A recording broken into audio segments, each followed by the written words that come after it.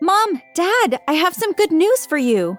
My sister Ella came rushing into the living room. I braced myself for whatever brilliant idea she came up with this time.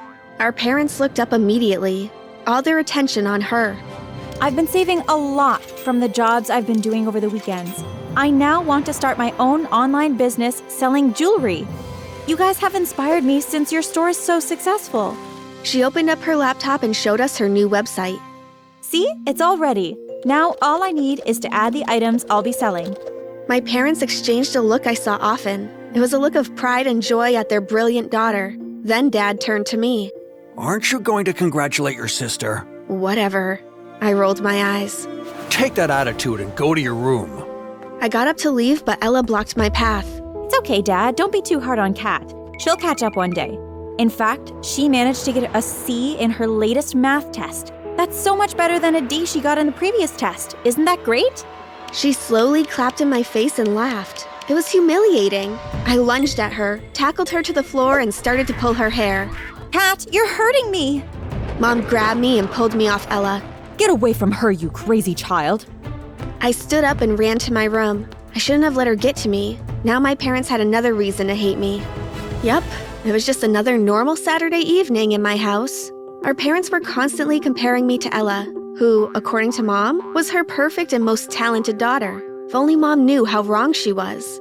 You see, my big sister had perfected the art of fooling our parents into thinking she was an angel. She flourished in her studies and also helped our parents at their jewelry store. It also didn't hurt that she was strikingly beautiful and a social butterfly. Everyone wanted her in their circle, and all the boys wanted to go out with her. Truth was, Ella was evil, manipulative, and very cunning, and I was the only one who saw right through her mask. Watch till the end to see how Ella's lies caught up with her, and the truth about who she really was came out. Also like this video and subscribe to this channel to watch more cool videos like this one. By the end of that month, Ella's online business was up and running. I always saw her deliver wrapped items to some of her friends at school. One evening, our dinner conversation took a very interesting turn. So, Ella, how's business? It's going great, Dad. I'm sorry I haven't had much time to help out at the store. I've been busy making deliveries. Don't worry about it, honey. Speaking of the store, something happened there last night. If I wasn't mistaken, I saw Ella tense. A few things are missing from the storage room. I think we got robbed. What? That's horrible. Yeah, the police are investigating. Don't you have cameras at the store? We do, but the thieves were both wearing masks. So you don't have any suspects? Not yet, but the police are questioning Thomas, the security guard. Ella, who seemed bored with the whole conversation, suddenly choked on her food and began to cough repeatedly. Are you all right, honey? I can't. She stood and ran out of the room. What was that all about? I have no idea, but I was going to find out. I kept a close eye on Ella and nothing interesting happened at first, but one night, I heard her open her bedroom window. I rushed to my window and I saw her jump and fall on some bushes below. This was it. I was finally going to find out what she was up to. I quickly put on a jacket and jumped out my window, just like Ella. We'd both done it so many times and never once got hurt or caught. Ella ran down the street and I ran after her, trying my best not to be seen. A few minutes later, I saw a car's headlights flash twice, and Ella rushing towards it. The car door opened and a man got out. I knew that man. Thomas, hey, where is it? I could lose my job and go to jail over this. Calm down, they don't suspect anything. Now hand me the package. I need to get back before my annoying sister finds out I'm gone. All right. But this is the last time I'm helping you steal from your parents. I could not believe what I was hearing. As if you could turn down the money I'm paying you. Now leave. As Thomas got back in his car, I ran up the street and climbed through my window. I barely slept that night. I was bursting with excitement. I was going to share my findings with Mom and Dad first thing in the morning. Breakfast was going to be very entertaining for me and shocking for Ella. However, the next morning, I woke up to find both Mom and Dad gone and Ella eating breakfast by herself. Hey, where's Mom and Dad? They already left for the store. But they always have breakfast with us. They had to go earlier than usual. Did you have something you wanted to tell them? Not really. Excuse me. I picked up my bag and went to school. I thought about going to the store instead of school, but Mom and Dad would be so mad at me for skipping school. I decided to wait until dinner. Immediately after school, I ran home. It was finally time to expose Ella. As soon as I walked through the door, I started talking. Mom, Dad, you'll not believe what Ella... Kat, explain to us what these pieces of jewelry were doing in your room. I stared in shock. On the table in front of our parents and Ella were several jewelry boxes. What are you talking about? Ella found them in your room and she showed us right away. Did you steal this from the store? What? I didn't steal anything. Ella must have put them there. Enough. Your sister's a good girl. If it wasn't for her, we wouldn't know what you've been doing.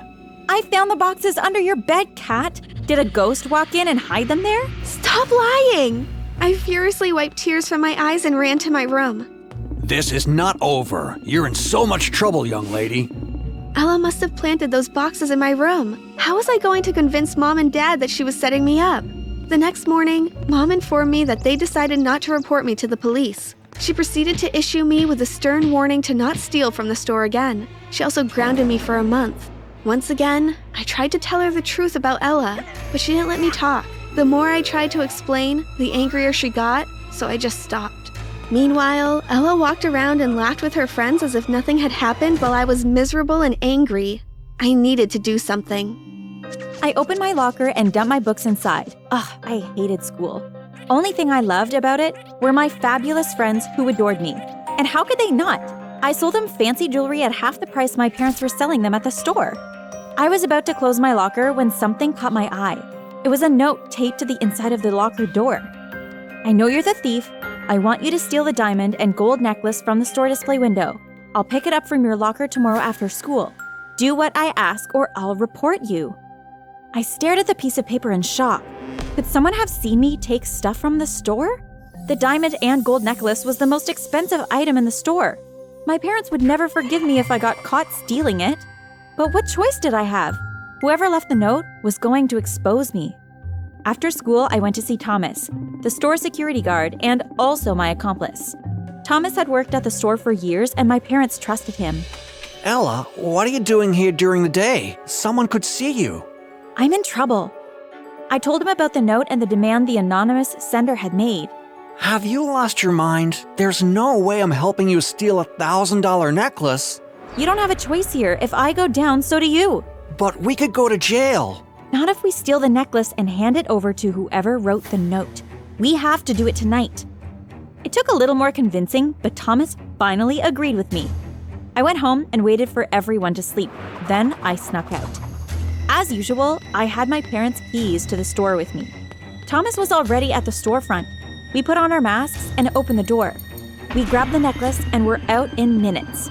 We ran all the way to Thomas's apartment, which was only a few blocks away. Now what? Now I show the video to Mom and Dad. I couldn't believe Ella had fallen for my trap. When I wrote her the note, I thought she'd suspect it was from me, but she didn't. And now here she was, the necklace in her hand and a stunned look on her face. Kat, what are you doing? I followed you. I recorded everything. Mom and Dad will be so mad at you. Give me that phone! Thomas lunged at me, but I jumped out of the way. He fell down, and while he scrambled to get up, I ran out the door. When I got to our front door, I realized I didn't have my keys since I'd snuck out through the window. I rang the doorbell over and over. Mom! Dad! I could barely breathe from all the running. A few minutes later, the door opened. Kat, what are you doing outside at this hour? I have to show you something. Dad, I can explain. I turned to see Ella standing behind me, arms crossed and her head bent in defeat. Girls, what's going on?